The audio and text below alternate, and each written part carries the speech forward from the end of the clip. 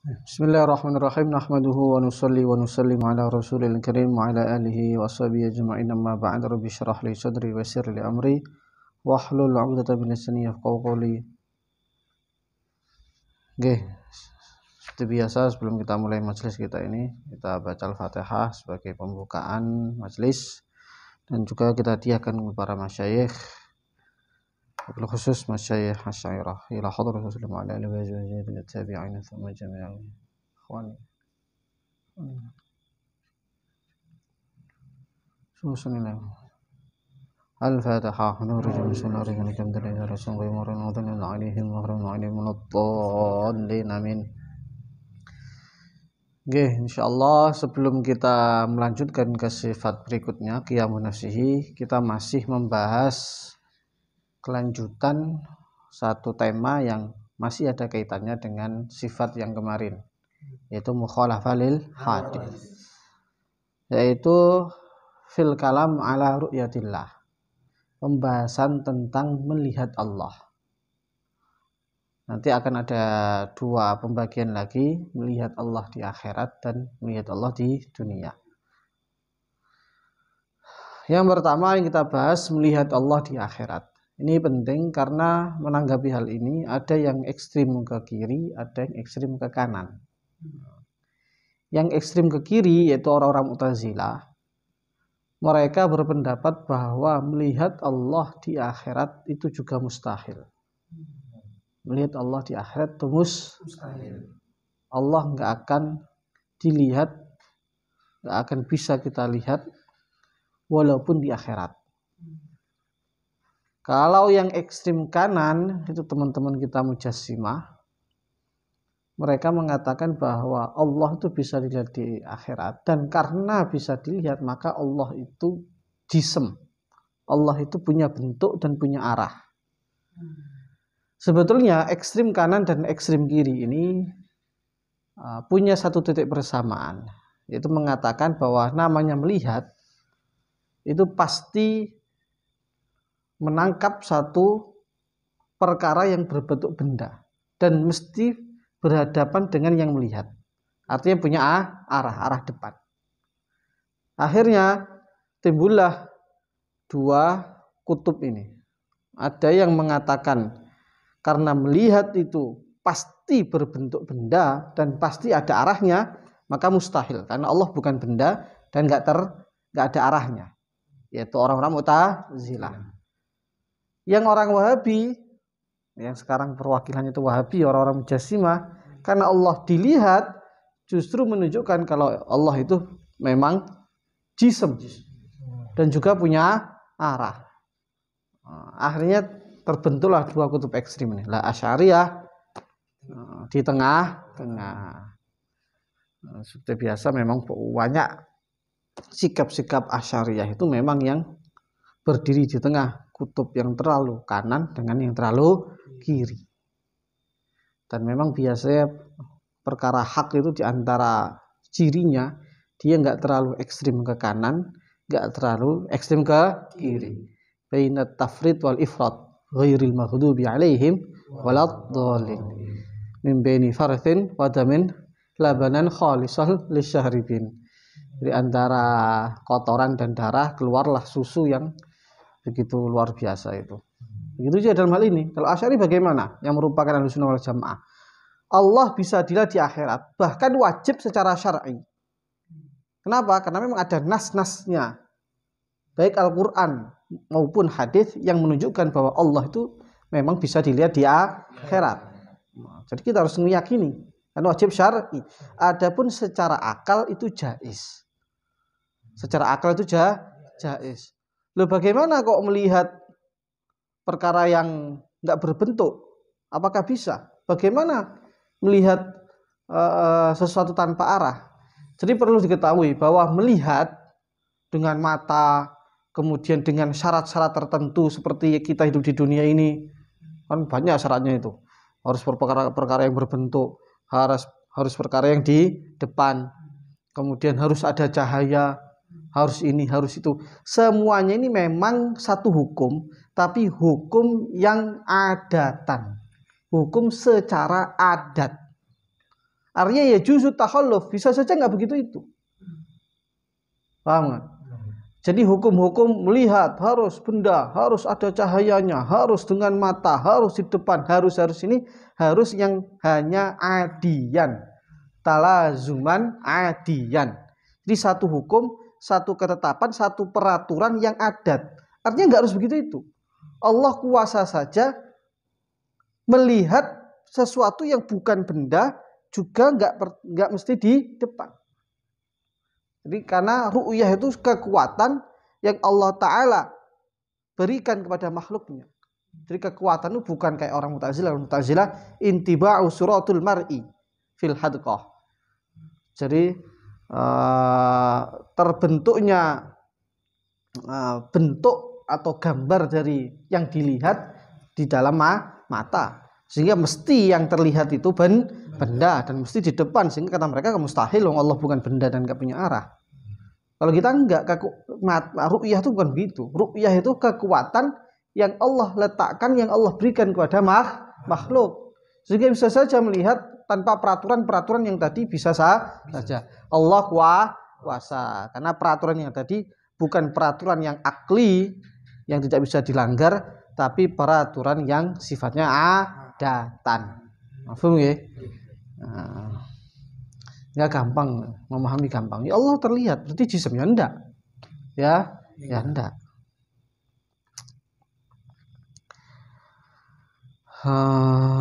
Masya Allah. Lah kemudian dalil-dalil nasnya bagaimana? Dalil-dalil nasnya ada banyak, termasuk yang akan kita baca ini kita nukil di kitab yang cukup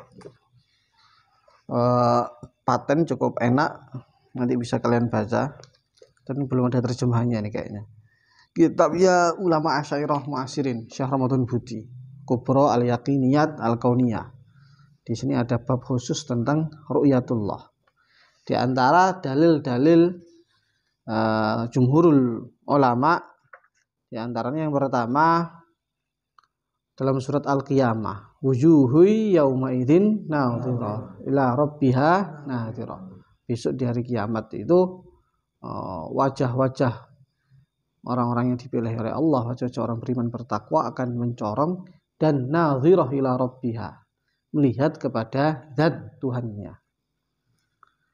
Kemudian ada lagi ayat mana itu yang lilladzina ahsanu al-husna wa ziyadah. Kita bisa lihat dalam kitabnya Durusut Tauhidnya Sayyid Muhammad Asy-Syadiri. Lilladzina ahsanul husna wa ziyadah. Bagi orang-orang yang berbuat kebaikan akan mendapat al-husna. Jumhurul mufassirin mengatakan as-sunnah maksudnya surga, wa ziyadah maksudnya an-nadhr li wajhil karim, melihat zatnya Allah. Kemudian yang ketiga surat Al-Mutaffifin, 'alal ara'iki yanzurun. Besok ahli surga itu akan berada di dipan-dipan yang turun, melihat wajah, melihat zat Allah, melihat zat Allah. Juga dalam satu hadis sahih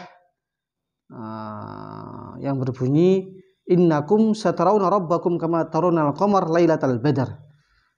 Sesungguhnya kalian nanti orang-orang beriman pilihan Allah, semoga termasuk kita, akan melihat Tuhan kalian sebagaimana kalian melihat rembulan pada malam Lailatul Badar, malam bulan purnama. Maksudnya begitu jelas.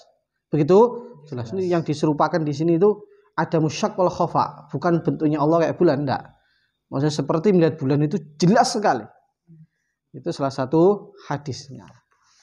Jadi dengan ayat dan hadis ini sudah cukup menjadikan kita yakin dan mantap bahwa nanti kita akan melihat Allah di akhirat.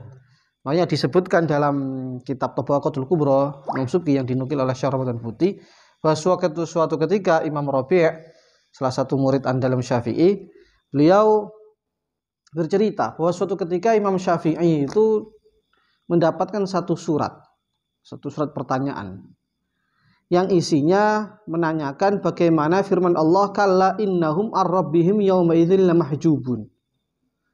Bahwasanya nanti di akhirat itu ada orang-orang yang terhijab, terhalang dari melihat Allah.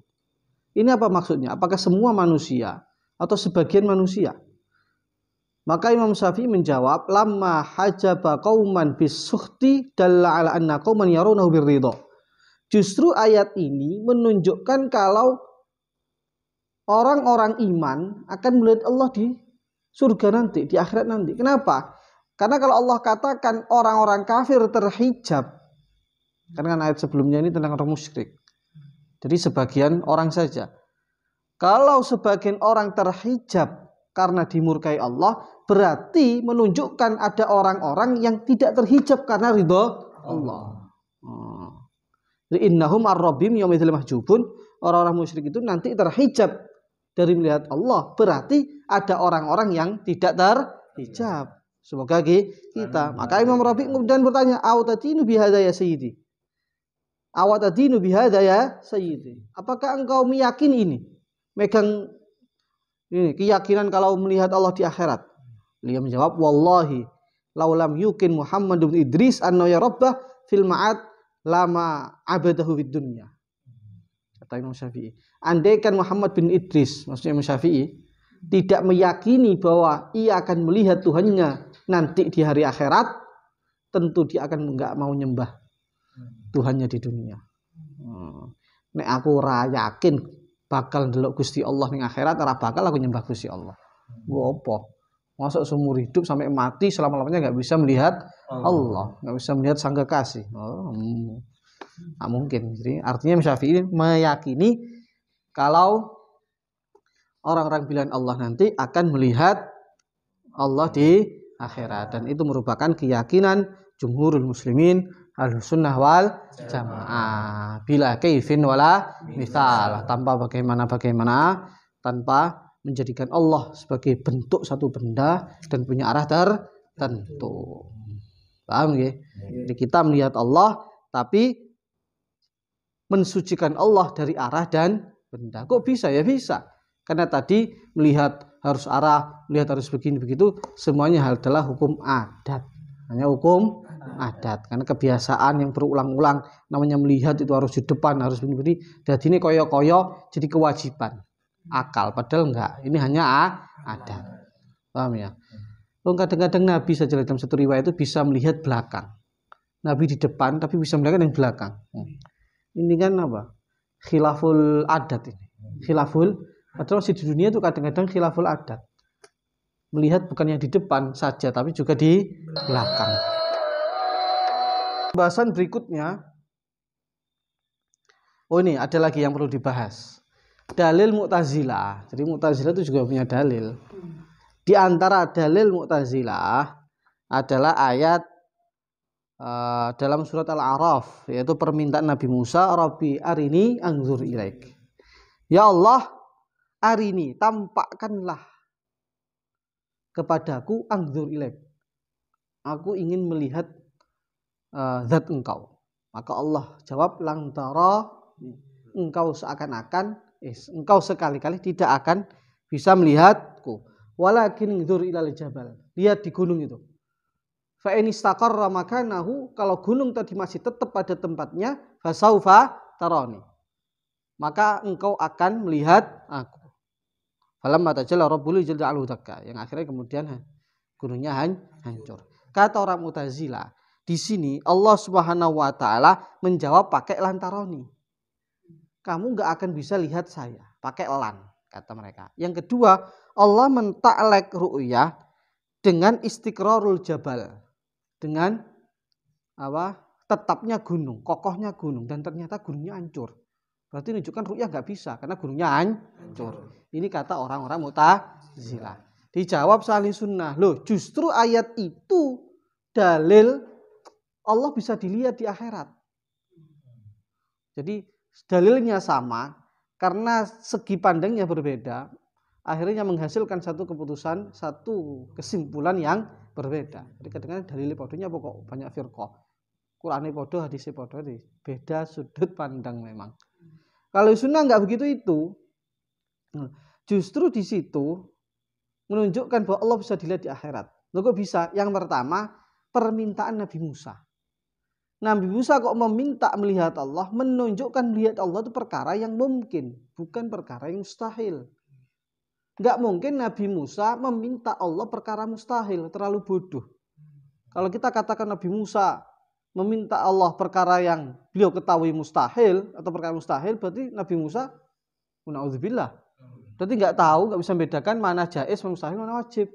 Padahal kata Imam Juwaini, mana kemarin? Malam ya'lam hadis thalatha falaysa biaqil.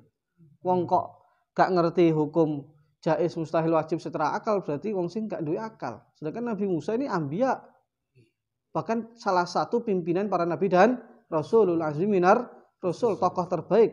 Bahkan ada yang mengatakan setelah Nabi Muhammad yang terbaik Nabi Musa. Lu masuk jaluk perkara sing mustahil. Nah, justru permintaan Nabi Musa menunjukkan kalau itu perkara mungkin. Cuman karena di dunia belum tempatnya, sehingga Allah tidak ijabai beliau. Dan kata-kata lantaroni itu nggak muabad. Kamu nggak bisa melihat maksudnya di dunia, karena permintaannya di dunia. Kemudian jawaban kedua, bahwa sebelumnya tadi orang-orang Mu'tazilah mengatakan Allah Subhanahu wa taala menta'alek imkanur ru'yah dengan perkara mustahil fil waqi'. Artinya istiqrarul jabal kemudian secara fakta, secara kenyataan ternyata tidak terjadi. Gunungnya hancur. Kata mereka menunjukkan ru'yah itu mustahil. Ini juga dijawab oleh Ahlussunnah wal Jamaah. Justru di titik itulah menunjukkan bahwa ru'yatullah itu mungkin. Sebab apa? Istiqrarul jabal secara dzatiyahnya, maksudnya terlepas dari itu kemudian hancur atau tidak, tapi istiqrarul jabal kalau kita renungi tentu saja itu masuk kategori mungkin atau jaiz. Gunung itu kan mau hancur mau enggak hancur itu bukan perkara wajibul wujud dan tentu saja bukan mustahilul wujud. Otak kita menerima andaikan gunung itu hancur atau tidak. Jadi nggak ada mustahil fil waqi' dalam hal ini. Nah, yang jadi patokan itu mustahil fil akal apa enggak. Ternyata ini tidak, artinya jaiz. Dan ta'alek Allah terhadap perkara jaiz berarti menunjukkan kalau itu jaiz. Karena ada kaidah ta'alekul jaiz alal jaiz bahwa jaiz. Perkara itu kalau digantungkan kepada perkara yang jaiz, maka menunjukkan perkara tersebut adalah jaiz. Allah menggantungkan ru'yah terhadap istiqrarul jabal yang merupakan perkara jaizul wujud secara akal itu. Menunjukkan bahwa ru'yah adalah perkara yang jaiz juga. Ya, beda lagi kalau andaikan Allah Ta'ala gantungkan ru'yah itu terhadap perkara mustahil. Umpama andaikan bumi ini bisa masuk ke lubang jarum tanpa mengecilkan bumi atau membesarkan lubang jarum, begitu itu. Maka fasaufa taroni. Beda lagi kalau itu menjadi mustahil, kalau menggantungkan kepada perkara yang mustahil. Sedangkan Allah di sini tidak. Fa in istaqarra makanahu fasaufa taroni. Istiqrarul jabal ini perkara yang jaiz. Maka ru'yatullah berarti perkara yang jaiz. Hanya saja karena di dunia itu tidak terjadi. Walhasil justru ayat ini menunjukkan kalau Allah itu terlihat di akhirat. Yang kedua ada lagi dalilnya la tudrikul absar wa huwa yudrikul absar. Allah itu tidak akan bisa ditangkap oleh seluruh mata. Terus bagaimana ini? Dijawab juga oleh Ahlussunnah. Di situ maksudnya ru'yah makhsusah. Yaitu ru'yah ala wajhil ihatah, melihat yang seluruh, menyeluruh, lihatnya menyeluruh. Jadi nggak mungkin, karena kita nggak akan bisa melihat seluruh zat Allah, tidak akan bisa melihat secara keseluruhan bagaimana zat Allah, dan itu mustahil. Allah itu tidak terbatas. Allah itu tidak terbatas. Jadi yang dinafikan di sini ru'yah makhsusah. Sedangkan ru'yah yang nanti di akhirat yaitu kekuatan yang Allah berikan kepada makhluknya sehingga melihat zat Allah, itu boleh, itu nggak dinafikan. Dan yang dinafikan berarti ini ru'yah yang mahsus. Wala yalzamu min nafsil akhas nafyul am. Kalau yang akhos ini dinafikan, nggak melazimkan menafikan yang lebih umum. Kadang-kadang begitu itu. Orang itu kalau melarang satu perkara yang khusus, bukan berarti melarang yang lebih umum. Paham ya? Kemudian di dunia bagaimana? Di dunia. Kalau di dunia ada tafsil, ada kalanya yaqadha secara sadar, ada kalanya fil manam mimpi. Kalau fi yaqadha falam taqa yaqadhatan illa li sayyidina Muhammad sallallahu alaihi wasallam. Sebetulnya di sini ada khilafiyat, ada dua pendapat. Yang pertama, enggak akan terjadi walaupun oleh baginda Nabi. Di siapapun akan bisa melihat Allah ketika masih di dunia. Walaupun baginda Nabi. Ini pendapatnya Sayyidina Aisyah. Yang kedua pendapatnya Sayyidina Ibnu Abbas, beliau mengatakan terjadi khusus baginda Nabi. Artinya Allah gak akan terlihat di dunia ini kecuali hanya baginda Nabi Muhammad SAW. Kemudian kalau fil manam ada khilafiyat juga di sini, cuman jumhur ulama mengatakan bisa. Beliau melihat Allah di dalam mimpi itu bisa. Bahkan Imam Ahmad bin Hambal beliau mengatakan bahwa pernah bermimpi sampai 99 kali. Kemudian yang terakhir beliau minta kepada Allah, ma aqrabu ma yataqarrabu min taqarribuni lagi. Allah, amalan apa yang paling mendekatkan diri kepada engkau? Yang paling mendekatkan kepada engkau? Beliau mengatakan tilawatul kalami. Membaca kalam, membaca Al-Quran. Tanya lagi Imam Ahmad, bifahmin atau bighairi fahmin? Syaratnya ada syarat paham apa bebas? Paham nggak paham? Amalan terbaik. Kata Allah, ya Ahmad bifahmin wa bighairi fahmin. Baca Quran, baik paham nggak paham isinya, tetap amalan yang terbaik. Kalau zikir, nggak harus paham walaupun global. Subhanallah, alhamdulillah, walaupun mensucikan Allah, mengagungkan Allah. Kalau nggak gitu, subhanallah, alhamdulillah, belas gak arti maksudnya, gak arti makna nih. Jumhur ulama ini nggak ada faedahnya. Tapi kalau Al-Quran paham nggak paham, baik secara global maupun terperinci, ganjarannya tetap minimal 1 huruf 10 kebaikan itu minimalnya. Paham nggak? Paham. Oke. Insyaallah nih.